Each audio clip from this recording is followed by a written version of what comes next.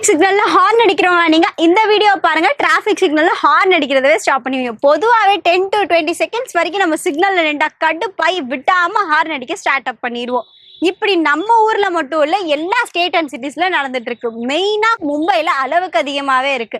இது அங்க இருக்கக்கூடிய மும்பை போலீஸ் பார்த்து ஒரு ஆக்ஷன் எடுத்திருக்காங்க. அது என்ன ஆக்ஷன் அப்படின்னா, ஒரு டிவைஸ் ப்ரொடியூஸ் பண்ணாங்க. அந்த டிவைஸ் என்ன அப்படின்னா, traffic signal horn sound detector device. இந்த டிவைஸ் என்ன பண்ணும் அப்படின்னா, நம்ம ஹார்ன் அடிக்கிறோம் இல்லையா, சிக்னல்ல ஹார்ன் அடிக்கும் போது அந்த சவுண்டை வந்து டிபில ரிஃப்ளெக்ட் பண்ணும்.